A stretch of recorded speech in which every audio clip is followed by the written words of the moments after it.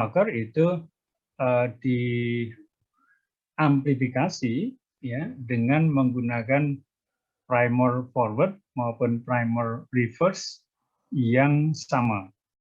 Ya, ini dalam hal ini kita tahu bahwa di dalam genom itu banyak tersebar random sequence ya. Nah, ini saya representasikan sebagai yang hijau dan yang merah itu adalah posisi-posisi dari random primer yang tersebar di dalam genom tanaman ya.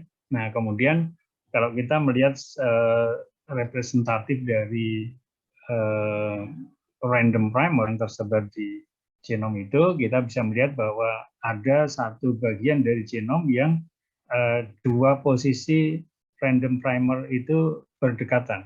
Ya, kemudian kalau arahnya berlawanan ke dalam, maka kita bisa mengamplifikasi bagian yang diapit oleh dua random primer tadi dan kemudian menghasilkan PCR produk. PCR produk itu yang kemudian kita kenal sebagai RAPD marker.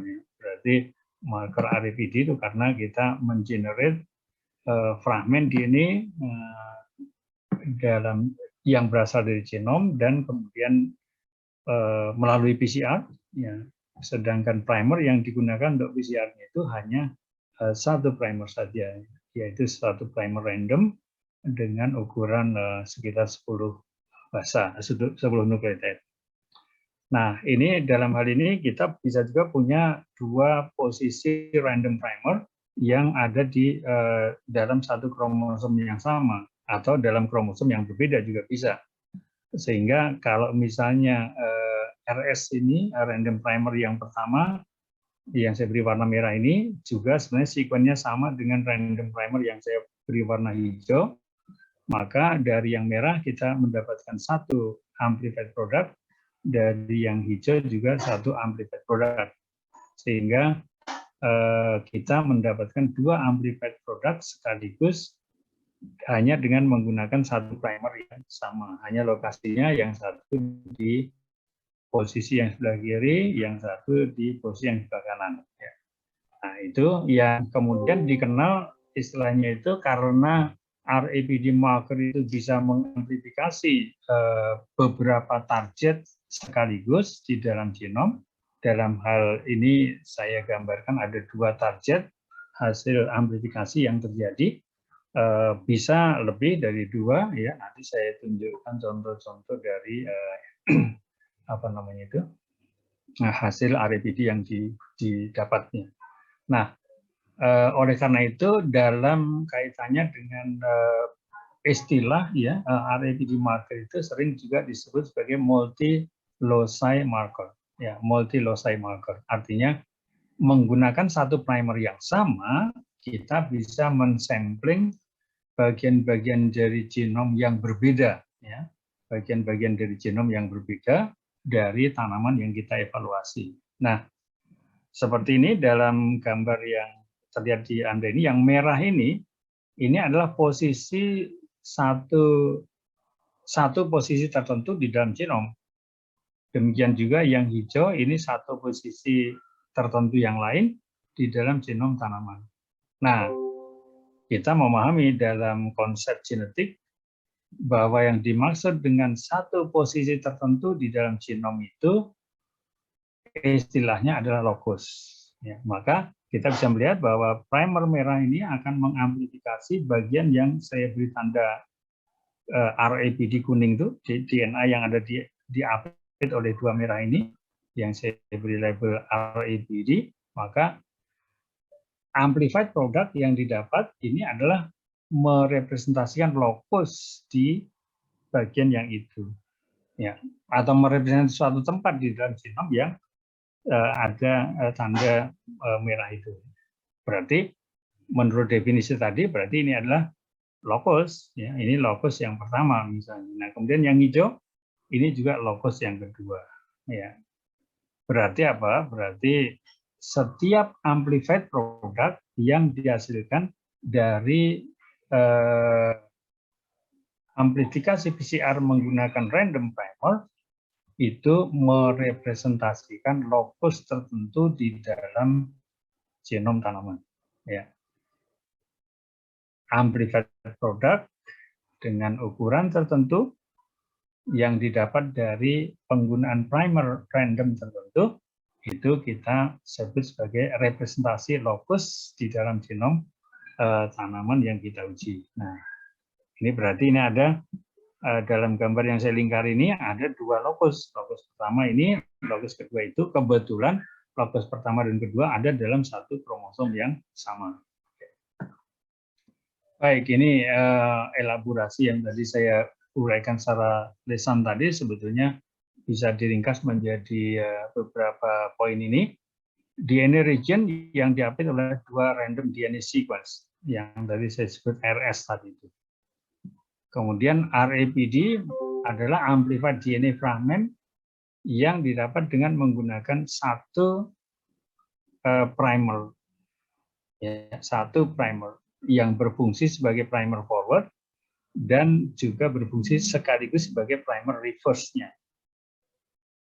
Untuk melakukan PCR tetap memerlukan dua primer, tetapi dalam hal ini primer yang forward dengan primer yang reverse itu sequence-nya sama, ya, sequence-nya sama. Ya.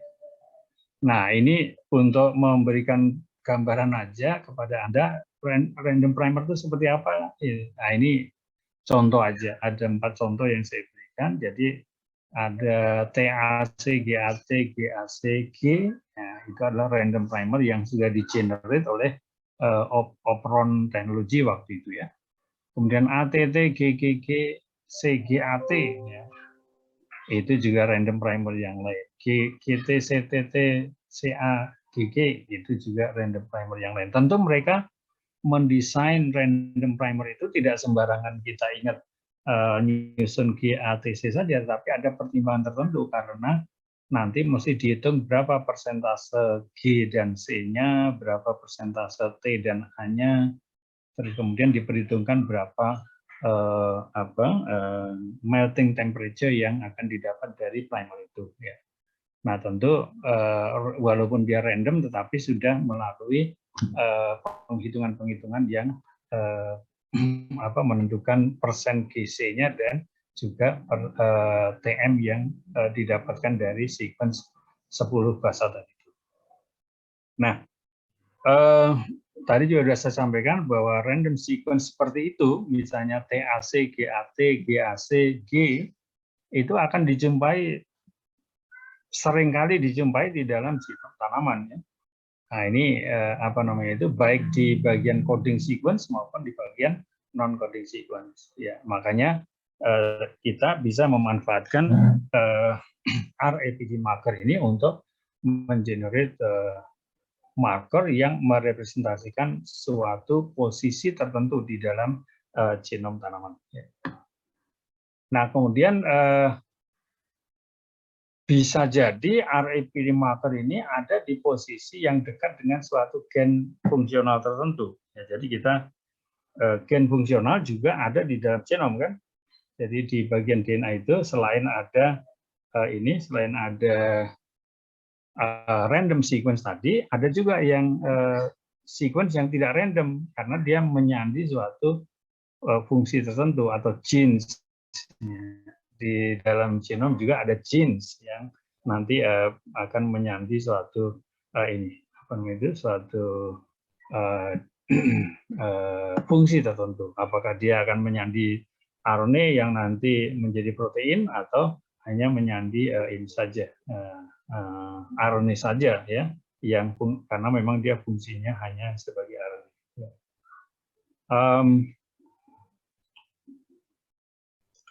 Nah, berarti RAPD marker adalah DNA region flanked by random DNA sequence, exist di bagian di semua bagian genom dan bisa dipakai untuk menandai genes yang ada di dalam genom itu.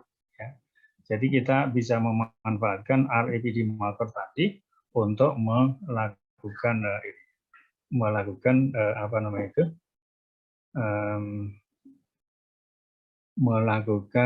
istilahnya itu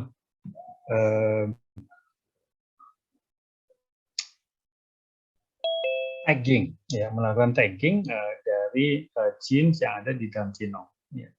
Random sequence-nya juga merepresentasikan satu locus di dalam genom. Genes juga merupakan locus di dalam genom. Nah, kalau kebetulan random RAPD marker dan genes tadi ada di dalam satu kromosom yang sama, maka kita bisa menandai ya, atau melakukan marking certain genes tadi itu dengan RAPD marker yang kita hasilkan.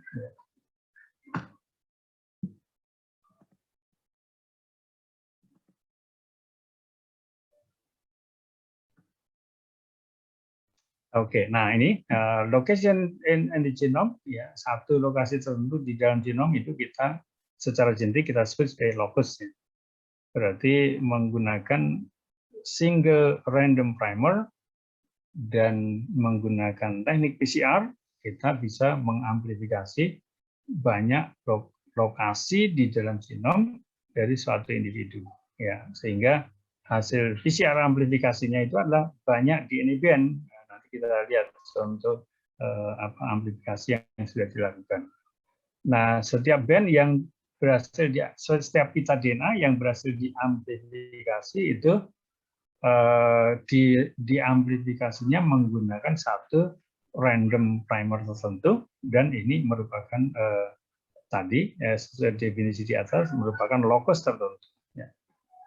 Kemudian setiap amplified product, setiap ukuran amplified product ya maka di setiap jadi begini individu ABCDE ya kemudian kita amplifikasi dengan primer OPA 19 kemudian ada satu ukuran pita tertentu ya, sebagai indikator locus tadi itu ya. Nah maka individu ABCDE tadi untuk pita tertentu yang kita amplifikasi dengan random primer OPF 19 tadi, maka di individu itu bisa muncul pita atau tidak muncul pita. Ya. Jadi bisa muncul pita kalau dia ada amplified produknya, tidak muncul pita kalau dia tidak ada amplified produknya. Ya. Nah berarti untuk satu ukuran pita tertentu, ukuran pita DNA tertentu, bisa muncul, bisa tidak. Nah, maka muncul tidaknya pita dengan ukuran tertentu ketika diamplifikasi dengan primer spesifik yang kita pakai, ya, random primer spesifik yang kita pakai, maka muncul atau tidaknya ini adalah representatif dari alelnya. Ya. Muncul tidaknya itu adalah representatif dari alen. Kalau yang tadi locus, representatif locus itu adalah primer apa yang digunakan dan ukuran pita DNA yang berapa itu adalah locus. Berarti misalnya primernya OPF 19, ukurannya 500 base pair, maka OPF 19 500 itu adalah locus.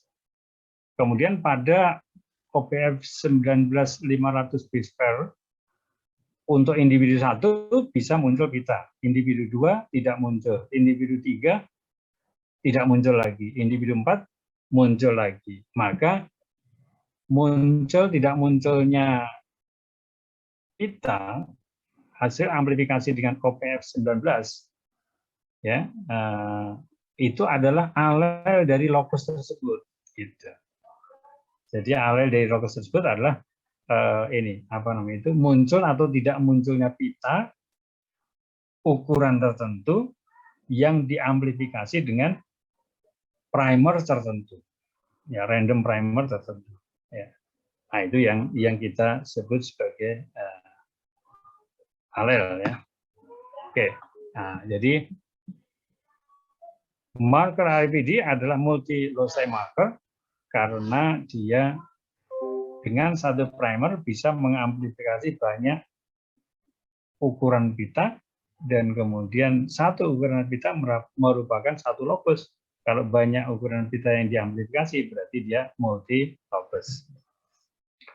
Kemudian di dalam setiap locusnya itu alelnya adalah muncul pita plus atau satu alternatif alelnya adalah tidak muncul pita, minus atau zero. Ya, itu yang kita pahami terkait dengan RABD marker. Nah, ini contoh ya. Ini memang gambar yang relatif complicated karena memang menganalisis tanaman yang cukup kompleks ya. Jadi ini adalah contoh hasil output dari RABD marker yang dilakukan ya dengan menggunakan template macam-macam tanaman rhododendron. Rhododendron itu tanaman hias berarti ya, insya Allah ya. Nah, jadi tujuan dari penelitian ini sebetulnya adalah ingin merilis suatu varietas baru, ya, suatu varietas baru yang namanya itu ABC. Ya. Jadi dalam kolom yang di label ABC itu adalah varietas baru yang akan dilepas. Nah, tentu kalau di luar negeri, ketika kita melepas varietas baru, itu mesti menunjukkan bahwa ada genetically dia bukan sesuatu yang sama dengan yang sudah ada, gitu kan? Sehingga mereka membandingkan profil dari varietas yang mau dilepas itu, ya, dengan rhododendron yang sudah ada di market, di pasaran. Ya. Nah, kemudian melihat apakah ada pola pita DNA yang berbeda dengan yang sudah ditentukan, yang sudah dikomersialkan saat itu ya untuk varietas rhododendron ini. Nah, maka Anda bisa melihat di bagian sebelah kiri itu rhododendron spesies ada 12 sampel. Nah, pola pita yang didapat seperti itu. Ya, kemudian sampel ABC, pola pita yang didapat demikian, dan yang terakhir adalah interspecific hybrid dari dua spesies rhododendron. Ya, nah kemudian mereka ingin melihat apakah ada kesamaan nggak di antara profil dari tanaman itu dengan profil rhododendron yang mau dilepas tadi. Ya. Nah, maka dilakukanlah isolasi DNA, kemudian dilakukan PCR dengan random primer tertentu, ya. Kemudian dari random primer itu dilakukan electrophoresis dan kita dapatkan gambar seperti ini ketika dia sudah dilakukan visualisasi menggunakan staining, ethidium bromide atau yang lain, dan kemudian difoto di bawah ultraviolet. Ya.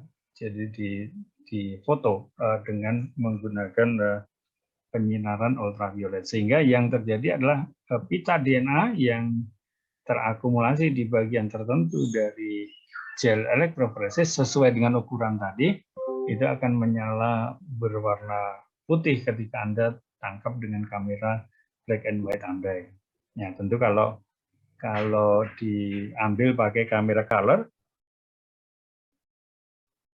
ya tidak hitam putih, ya, tentu akan berwarna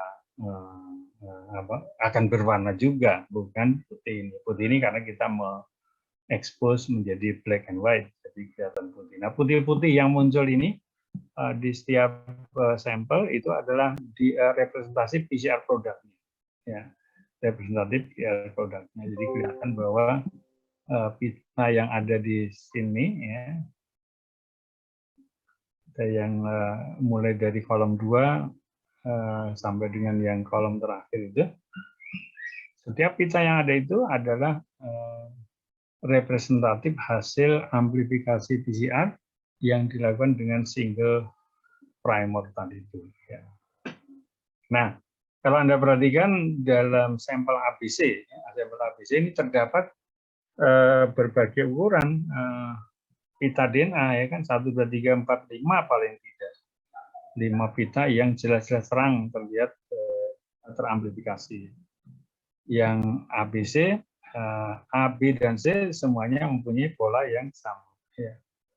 Nah, kalau Anda perhatikan berarti pada sampel A, B, atau C ini didapatkan 5 amplified produk. 1, 2, 3, 4, 5. ya, at least 5 amplified product. Nah, berarti satu amplified product itu adalah satu lokus tertentu.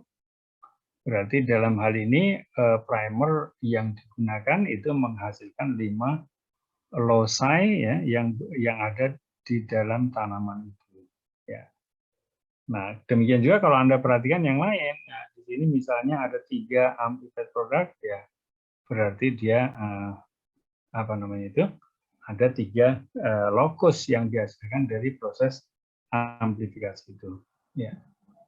Nah, ini nanti yang kita jadikan sebagai marker adalah pita-pita yang tebal ini, yang tebal, yang konsisten, gitu kan. Nah, ini. Sedangkan yang pita yang ini, misalnya kolom yang 1, 2, 3, 1, 2, 3, ya, itu antara pita yang merah, yang putih cerah ini dengan pita yang paling akhir, di antaranya ada, sepertinya ada pita yang teramplifikasi juga. Nah, tetapi dalam hal RAPD marker, kemarin saya sudah sampaikan bahwa kita usahakan kita hanya melakukan scoring pada pita-pita yang konsisten, yang reliable, ya. Maka pita yang kolom ketiga, ya, kolom ketiga, dan yang ada di antara pita terakhir dengan pita yang 600-an ini, ya, ini ya, maksudnya yang ada di sini ini kita tidak kita hitung sebagai pita, itu ya udah biar aja di sana, tidak kita scoring. Karena apa? Karena nanti kalau itu khawatirnya dia akan masuk kategori yang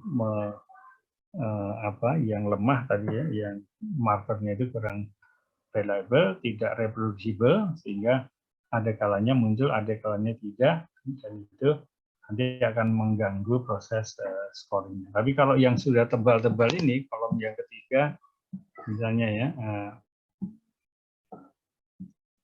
itu dia akan pasti PCR selanjutnya juga akan muncul lagi, PCR yang lain akan muncul lagi. Misalnya 2 contoh ini, itu pasti akan selalu muncul ketika kita lakukan PCR. Tapi yang antara terbesar dengan yang terbesar dengan yang kita hasilkan ini, itu kadang-kadang kita tidak usah dibaca ya, sudah ini biasa saja. Karena tidak, kemungkinan dia akan tidak konsisten. Nah, kembali tadi dengan istilah multi-lokus, karena menggunakan satu primer kita bisa mendapatkan 5 pita, ya ini 3 pita yang itu, ya. Kemudian yang ini 4 pita, ya. Dan seterusnya sampai ada yang lebih dari 1, 2, 3, 4, 5, 6 pita yang muncul dari hasil PCR dengan menggunakan template DNA yang satu dan juga menggunakan primer yang sama juga, ya. Nah, itulah maka RAPD marker disebut sebagai multi-loci marker, ya, marker yang multi-lokus.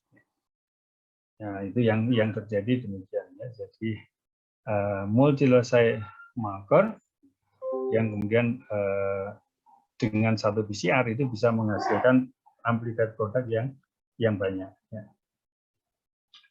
Oke, berikutnya. Nah, ini adalah hasil RAPD juga. Ya, ini hasil RAPD juga.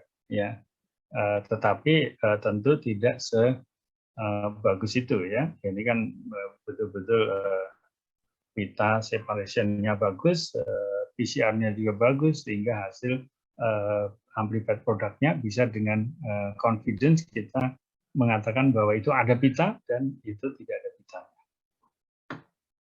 Oke, ini sebaliknya ya, sebagian besar dari markernya itu tidak begitu bagus gitu. Maaf, saya kok terlalu gelap ya, saya nyalakan lampu sebentar.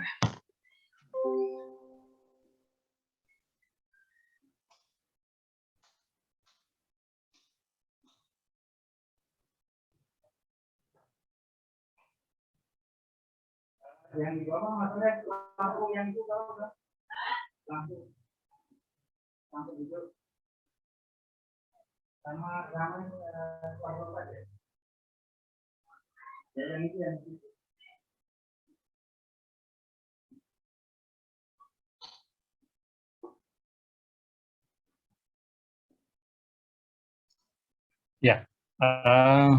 kembali ke gel fotografi yang ini. Jadi kalau Anda lihat sebagian besar pita yang ada di bawah ini adalah pita-pita yang saya kategorikan unreliable. Jadi kita tidak, walaupun kita ada melihat ini seperti ini ada pita 1, 2, 3 ya, tapi kita tutup mata aja. Jadi kita nggak akan lihat itu sebagai pita yang muncul dari hasil PCR ya. Oke. Dalam hal ini adalah tanaman yang lain ya, yang hanya menghasilkan amplified product 1 maksimum 3 ya. Maksimum 3, ada yang 2, ada yang 1. Ini kabel sambung.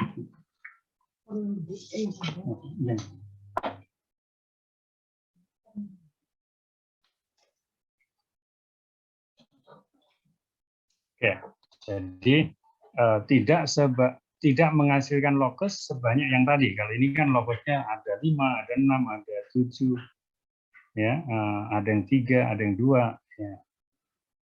Tapi kalau yang ini, ya, ini ya, ada 1 atau 2 atau 3 saja. Ya. Sehingga karena memang beda primer yang digunakan, ya, beda primer yang digunakan, tentu juga beda templatenya ya. Nah, templatenya juga beda, ini tanaman yang lain yang dilakukan analisis ya. Oke, jelaskan tentang tadi apa namanya itu tentang apa namanya itu random primer positionnya di dalam genom, kemudian apa namanya itu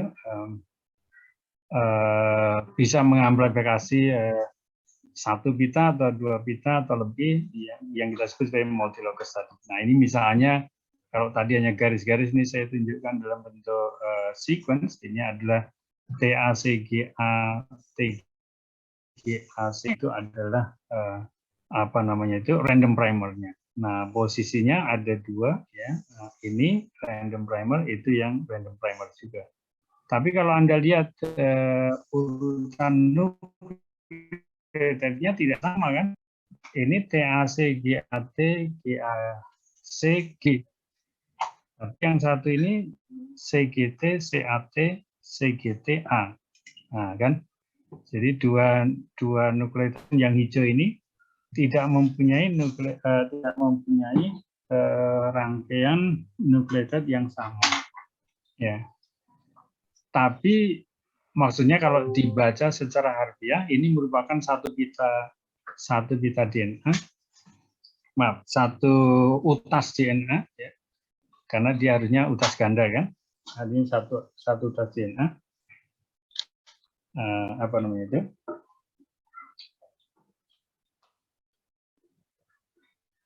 Ya, satu utas DNA. Maka kalau dilihat dari sequence hijau random primer yang pertama, TACG, ATG, ACG, dengan CGTC, ATC, GTA, itu urutan basanya tidak sama. Ya. Urutan basanya tidak sama.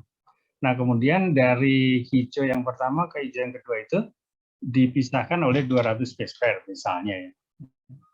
Nah, tetapi kalau Anda lihat dari sisi, ini adalah utas yang pertama, kalau Anda lihat dari utas yang kedua, maka posisi yang pertama ini akan sama dengan ini, posisi yang kedua. Sedangkan posisi yang kedua, pada posisi yang kedua, di utas yang kedua tadi, sekuennya akan terbaca TAC, GAT, GAC, G. Nah, itulah yang kemarin saya maksudkan, bahwa random primernya itu harus berlawanan arah. Ya, berlawanan arah. Artinya yang satu terbaca sebagai TACG, ATG, ACG pada utas yang pertama, terus yang satu lagi akan terbaca juga TACG, ATG, ACG pada utas yang kedua. Ya, pada utas yang kedua. Sehingga kalau kita lihat komplemennya, pada posisi yang primer yang kedua, pada posisi yang primer yang kedua itu CGT, CAT, CGTA ini adalah komplement dari sequence dari itu. Ya, komplement dari TAC, GAT, GACG. Nah, makanya dalam hal ini sebetulnya yang satu adalah di sequence utas pertama dan yang satu lagi adalah di sequence utas yang kedua. Ya. Nah, yaitu baru kemudian terjadilah amplifikasi PCR. Oke, hasil PCR produknya tentu ya sekitar 200 base pair tadi kan, fragmen dari 200 base pair. Sehingga dari sini tadi yang itu adalah simbol yang pertama saya buat tadi. Kalau kita lihat urutan nukleotidernya begini, maka kita akan mendapatkan amplified product yang dihasilkan dari situ ya. Nah, oke, ini masih sama tadi ya. Nah, kalau dalam hal tertentu ternyata ada sequence yang seperti itu tadi di posisi kromosom 1 dan di posisi kromosom 2, ya kan? Nah, berarti nanti kita akan mendapatkan amplified product yang dari sini adalah satu amplified product, yang dari situ ada amplified product juga, ya. Sehingga nanti kita bisa mendapatkan amplified product dari dua kromosom yang berbeda ini. Ya. Mestinya ada gambarnya ya nanti kalau sebentar saya cek. Nah, ini ya, misalnya ini tadi. Ya, jadi RABD1 itu adalah pita yang itu, ya. Kemudian individu pertama, kedua, ketiga, ya, 3 individu yang berbeda. Kita lihat RABD1 tadi ini ada present muncul, yang ini tidak muncul, yang ketiga muncul. Nah, kebetulan yang dua ini tidak muncul, ya, berarti dia homozigot yang negatif, ya, homozigot min-min. Nah, kalau yang ini kan yang homozigot min-min yang itu, ya. Kemudian yang ini individu satu itu individu yang homozigot plus, ya, plus, maka Anda bisa melihat pita di sana muncul, ya.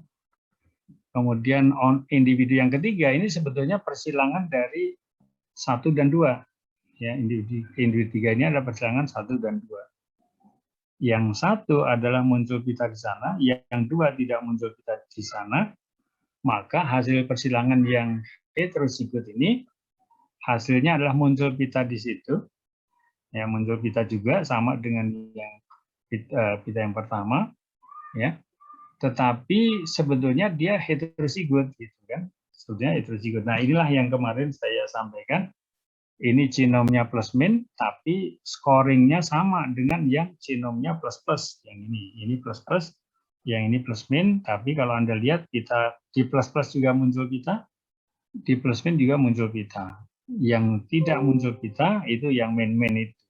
Ya, sehingga ini di sini homozygous absent, berarti ini dia min. Nah, ini untuk lokus yang tadi saya sebut RABD1. Nah, dengan primer yang sama, kita juga mendapatkan amplified product yang lain, yang ini nomor 2, nomor 3, nomor 4, misalnya kan. Itu masing-masing pita harus nanti individunya muncul, tidak muncul kan begitu. Nah, sehingga kalau kita lihat pita yang di atasnya, ini pita yang kedua, individu 2 tidak muncul, individu 3 tidak muncul. Berarti plus min ya. Nah, plusnya itu bisa homozigot yang seperti ini atau heterozigot yang seperti itu. Kita nggak bisa mengetahui. Jadi ini yang jelas pokoknya dia muncul pita di situ, berarti ada amplified product. Kemudian yang ini tidak muncul pita dua-duanya. Ya, sehingga apa namanya itu skornya negatif. Ya. Skornya negatif, yang ini skornya positif. Kalau skornya negatif, kita tahu berarti dia genotype-nya min-min. Kalau skornya positif, kita nggak tahu dia plus-plus atau plus-min. Kemudian yang lokus yang ketiga, yang ini, yang paling atas ini, tiga-tiganya muncul semua. Jadi kita juga nggak tahu apakah ini plus-plus atau plus-min. Kemudian yang keempat, pita yang keempat, ini yang paling atas. Ini pada yang satu muncul, berarti dia bisa muncul plus-plus atau plus-min. Sedangkan 2 dan 3 ini tidak ada yang seperti itu. Sehingga ini adalah spesifik produk yang dihasilkan dari genom tanaman satu. Ya. Sedangkan tanaman 2, 3 tidak menghasilkan produk tersebut. Nah, ini REBD2-nya tadi misalnya ya sama dengan yang itu, kemudian menghasilkan amplified product tadi. Ya, akhirnya kita mendapatkan dua framen, yang satu 200 dengan yang kedua 250. Oke, ya ini tadi apa namanya itu yang kita contohkan sama kan. Jadi ini absent, present. REBD2-nya adalah itu ya. Jadi kalau individu satu berarti REBD-nya satunya positif, REBD2-nya positif juga ya. Dan seterusnya ya. RBD 3, 4 dan seterusnya nanti mestinya akan menggunakan pendekatan yang sama. Ini yang RBD 3, pita ketiga, ini semuanya muncul ya, baik yang heterozigot, homozigot, dominan atau resesif, itu sampelnya ini muncul semua. Berarti kemungkinan dia homozigot muncul pita atau heterozigot yang muncul pita itu. Ya. Oke, nah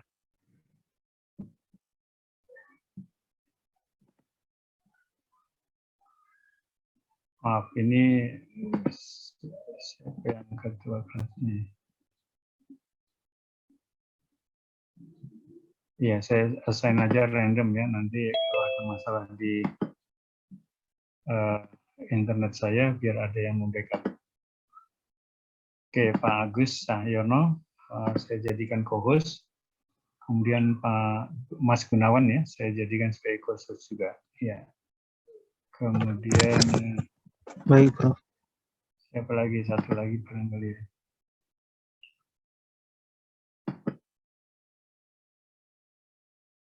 Yang saya tidak tahu apa internet Anda bagus atau enggak, tapi saya random aja, saya pilih 3 orangnya.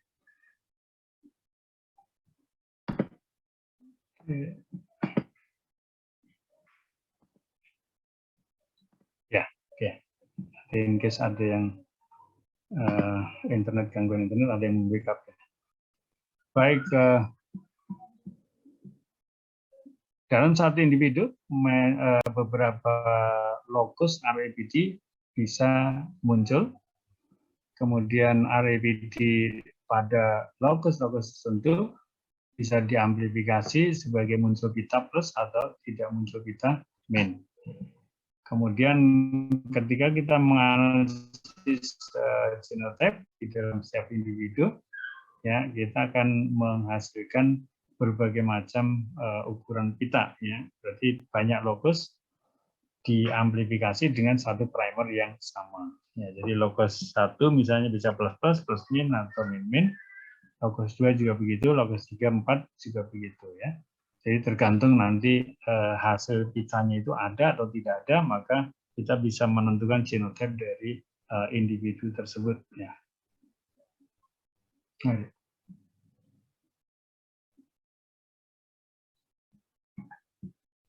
Oke, elektroprogram score dari individunya bisa plus-plus, bisa plus-min.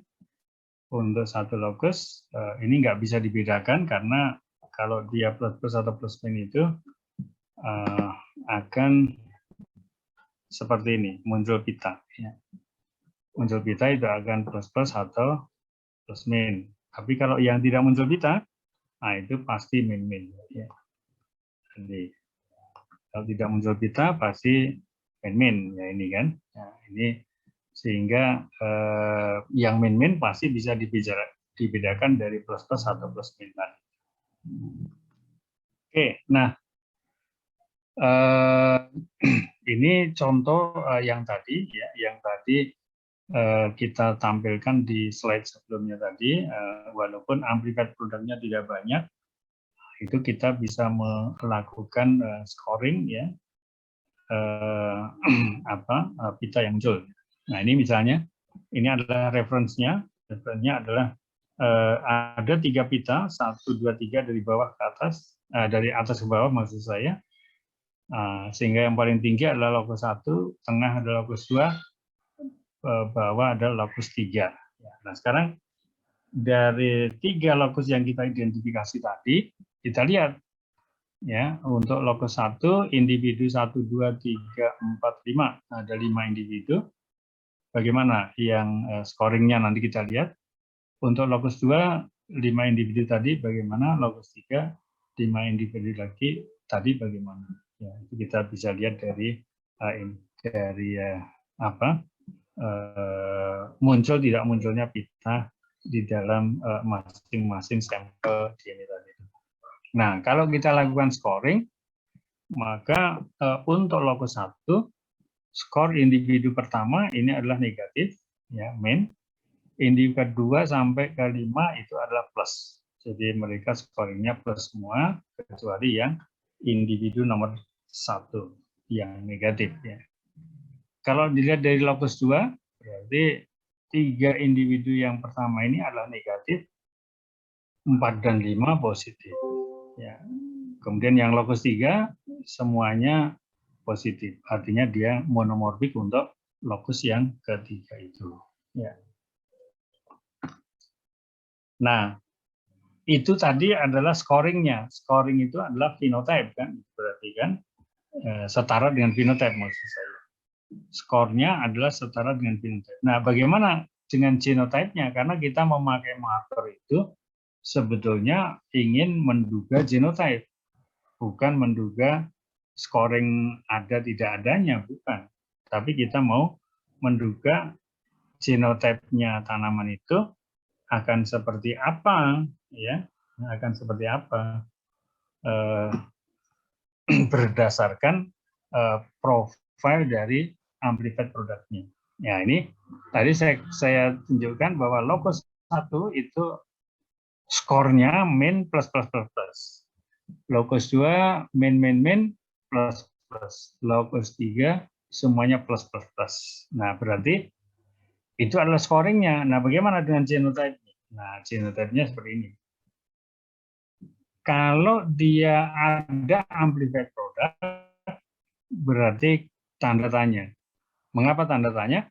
Karena hanya berdasarkan ada amplified product saja, itu kita tidak bisa tahu apakah dia plus-plus atau plus-min heterozigot. Plus-plus homozigot atau plus-min heterozigot kita nggak tahu. Berarti kalau kita ditanya genotype-nya untuk masing-masing individu sampai 1 sampai 5 ini seperti apa? Maka jawabannya adalah untuk yang individu nomor 2, 3, 4, 5 tidak bisa ditentukan genotype-nya.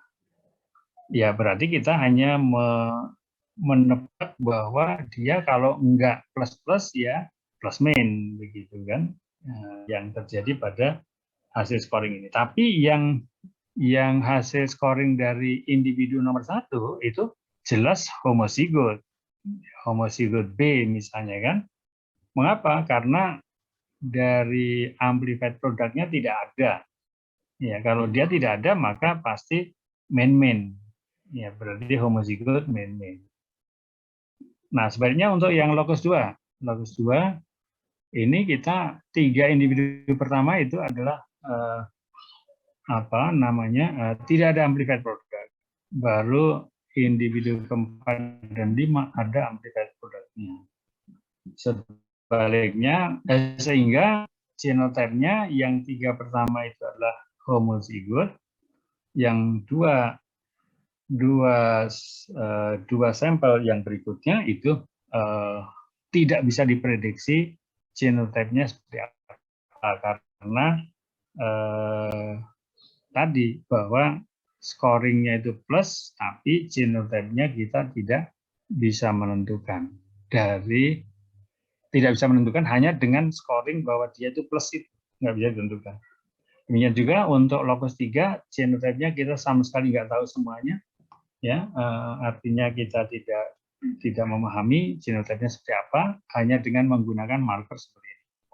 Nah, jadi 5 individu di dalam untuk lokus 3 tadi itu, jawabannya adalah skor positif, tapi genotype-nya tidak bisa ditentukan.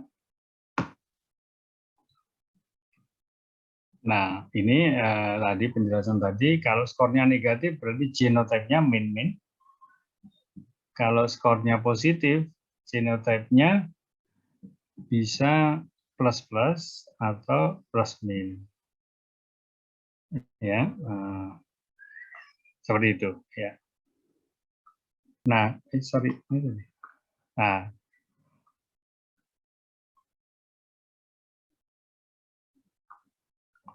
ya, jadi kalau plus, kalau scoringnya plus itu tidak tahu apakah dia plus-plus atau plus-min ya.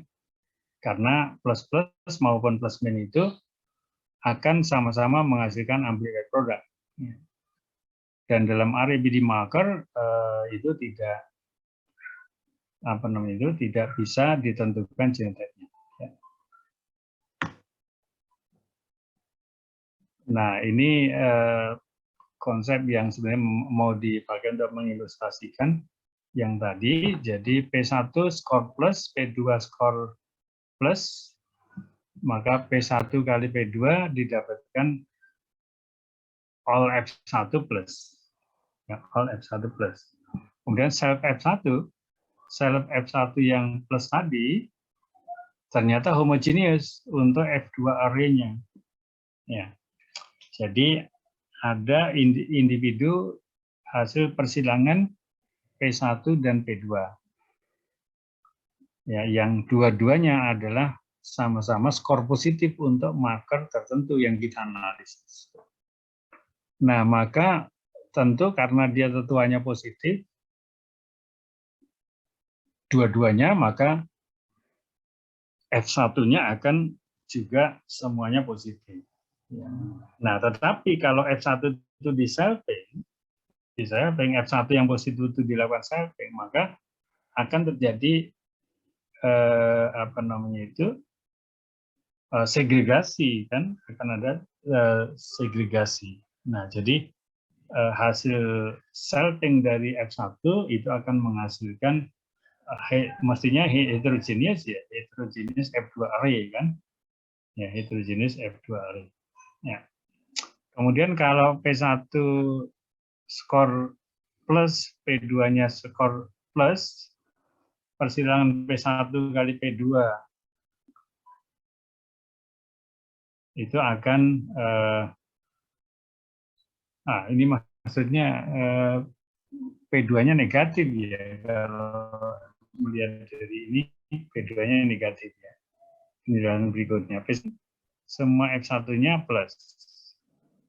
Kemudian array F1 hybridnya F1 ada yang plus, genotype-nya plus min, yang F1 min, genotype-nya min min. Ya. Nah, maksudnya gimana ini? Self F1 plus segregated F2 plus atau minus. Self F1 min segregasi F2-nya itu semuanya min. Oke, jadi ini maksudnya bersegregasi kan ya. Kalau F1-nya plus, kemudian Anda melihat ada segregasi di F2-nya itu ada yang plus, ada min, maka F1 tersebut adalah heterozigot, kan? Karena ketika di selfing dia bersegregasi, berarti dia heterozigot. Oke, kalau dia homozigot, F1-nya min misalnya, maka selfingnya itu semuanya juga akan min. Demikian juga kalau F1-nya plus, homozigot, di selfing juga akan tetap homozigot. Nah, ini misalnya multilocus tadi, ada locus 1, locus 2, locus 3, locus 4, locus 5, locus 6. Misalnya seperti itu. Nah, ini kemudian dianalisis dengan RABD. ya kan, apa namanya itu, dan setiap lokus punya skor alel present absence sendiri. Ya. Sehingga individu diploid itu mempunyai kombinasi alel yang macam-macam kan. Karena apa? Karena dari tadi proses apa namanya itu, evaluasi dengan 7 RABD loci tadi, masing-masing akan mempunyai karakteristik yang beda-beda. Ya. Nah, jadi ini apa namanya itu 1, 2, 3. Oke, saya lupa ini ya maksudnya apa. Jadi 1, 2, 3, 4, 5, 6 itu mestinya ada lokusnya. Lokus yang ini 1, 2, 3, 4, 6. Maka untuk individu lokus 1 ya, lokus 1 itu negatif, lokus 2 negatif. Ini sebenarnya geser 1 ini. Kemudian genotype-nya untuk individu yang pertama, yang skornya min tadi, itu pasti min-min. Untuk individu yang kedua, skornya masih min lagi, berarti min-min juga. Individu ketiga, skornya plus, berarti bisa plus-plus atau bisa plus min. Plus min ya. 4 juga begitu, apa namanya itu, plus-plus atau plus min. Dan yang kelima juga 5 dan ke-6 juga begitu sama ya. Jadi kalau skornya plus berarti dia genotype-nya tidak pasti apakah plus atau plus min. Kalau apa namanya, genotype-nya itu min, maaf, kalau skornya itu min maka genotype-nya pasti akan min. Oke. Nah, jadi kalau kita masukkan ke dalam tabel tadi, genotyping-nya individu nomor 1 itu bisa plus-plus atau plus min, nomor 2 itu bisa plus-plus plus min, nomor 3 itu lokus nomor 3 itu plus-plus plus min, lokus 4 plus-plus plus min, 5 plus-plus plus min, 6 plus-plus plus min juga. Ya, itu apa namanya itu? Ketika kita melakukan analisis pada individu ya yang kemudian kita evaluasi demikian. Nah, nanti kalau sudah dapat semuanya berarti kita akan memasukkan dalam bentuk spreadsheet seperti itu ya. Accession-nya apa, A, B, C, D sampai terakhir accession yang kita punya. Lokus 1 hampir semua positif kecuali 2 yang terakhir. Lokus 2 begitu juga semuanya positif. Lokus 3 ada yang sebagian besar positif, ada sebagian kecil negatif. Dan seterusnya. Ini adalah hasil dari scoring yang seperti tadi. Individunya berapa, apa saja, kemudian masing-masing diskor dengan aksesi tersebut.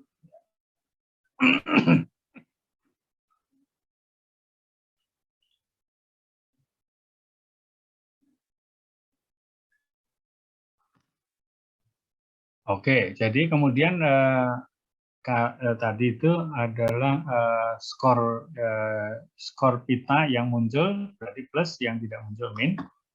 Kemudian ini cara penyampaiannya bisa juga kita berikan skor 1 yang plus atau 0 yang min, sehingga itu scoringnya seperti ini itu sebenarnya bisa dikonversi menjadi scoring yang seperti itu, sama ya, kalau 1 plus, kalau 0 min. Kalau yang ini adalah ya, 1 plus, 1 plus, 0. Kalau yang tadi plus diberikan tidak muncul min, yang muncul plus.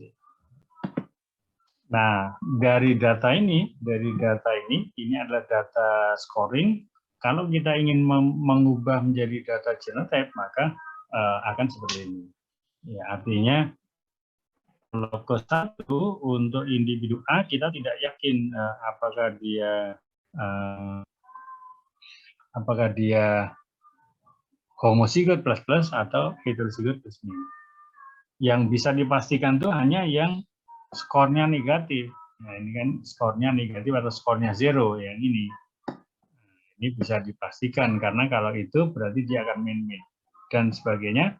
Semua individu yang ini bisa kita setting sebagai min-min tadi itu. Jadi berarti ada sekian individu yang min-min, yang lainnya kita nggak bisa. Bukan hanya kalau nggak plus ya plus min. Nah, dalam hal nanti linkage analisis ya, data dominan itu masih bisa dipakai ya. Misalnya ini adalah A, genotype-nya min-min untuk satu lokus tertentu. Heterozigot itu genotype-nya plus-min. Dan kemudian yang lainnya adalah bukan A, ya, bukan A. Bukan A, itu diberi simbol C. Bukan A itu diberi simbol C. Jadi semua yang scoring positif adalah C, kemudian yang scoring negatif itu adalah sesuai dengan tadi kita mengambil apa ya, kemudian main itu kan karakteristik dari ibunya tadi ya.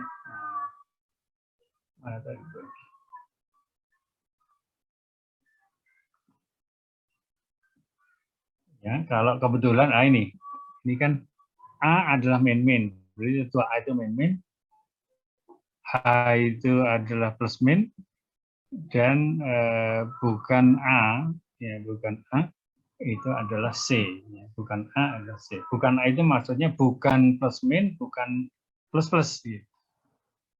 Bukan plus min, bukan plus plus, ya. Maka kita coding sebagai not A itu adalah C, ya. Kita coding sedemikian bahwa scoringnya itu bukan C, maka software sudah akan mendeteksi bahwa kalau dia bukan C, bukan A, ya berarti kemungkinan dia min atau plus begitu. Plus min, jadi tergantung pada nanti evaluasi berikutnya. Nah, sebaliknya kalau yang min itu adalah ketua B-nya, kemudian yang plus min atau plus itu adalah persilangannya, ya. Kemudian yang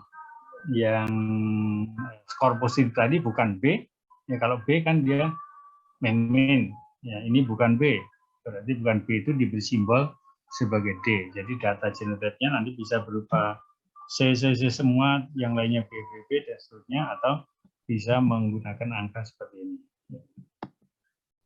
Nah, itu yang terkait dengan RFID marker kemarin sudah kita bahas teorinya, dan kemudian ini adalah beberapa yang terkait dengan scoringnya ya. Nah, ini saya ingin menunjukkan aja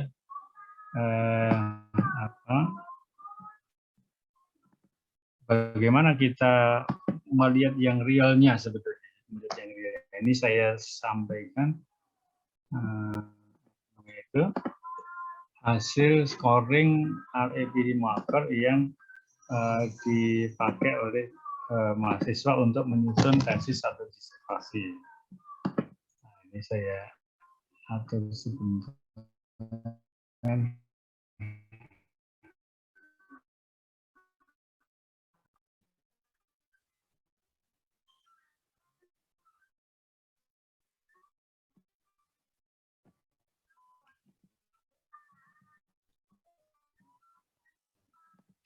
Belum kemudian ya.